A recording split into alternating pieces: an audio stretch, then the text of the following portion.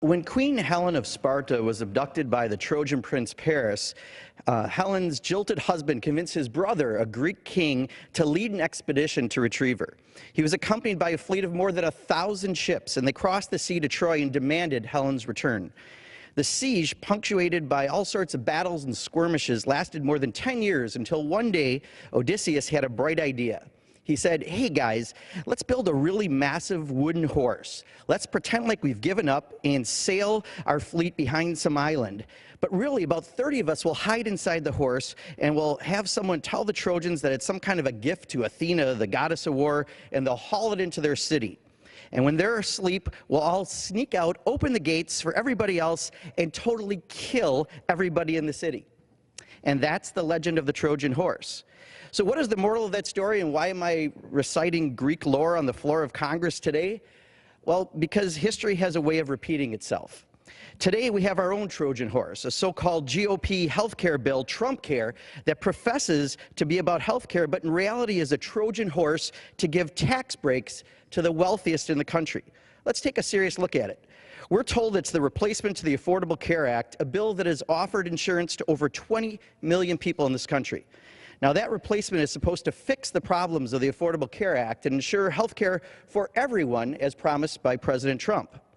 But the covert part of Trumpcare was that he got busted last week when the Congressional Budget Office, our nonpartisan agency that evaluates bills, said that in reality the bill does little to improve health care, and in fact it said 24 million people would lose access to health care, not gain it. And it said older Americans would pay more for health insurance than under the Affordable Care Act and get fewer subsidies, and the more people on Medicaid would lose access to health care as well. So how can a supposed health care bill actually reduce health care? Well, when it's only a pretend health care bill. And what else did the CBO say? Well, they said this bill also includes almost $600 billion in tax cuts for the wealthiest individuals in our country, insurance companies, and big pharma. And it gets worse.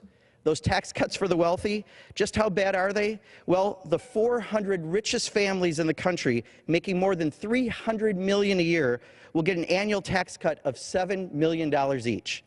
So Charles Koch and Betsy DeVos get $7 million a year, while a retired farmer in Janesville, Wisconsin, in Speaker Ryan's district, earning $26,000 a year, may have to pay $14,600 for the same health care she got under the Affordable Care Act, but the old cost was only about $1,700.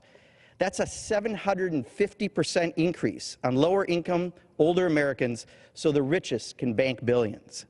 And the CBO said another tax cut in Trumpcare provides about $275 billion in tax breaks that only the top 2% of Americans can get, while 98% of us will never see a dime.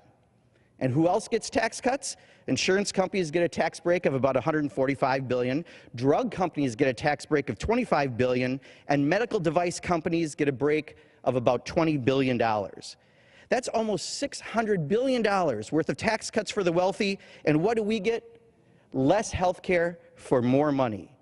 That's not a serious health care alternative. That's a tax cut for the wealthy disguised as health care, and you and I get to foot the bill.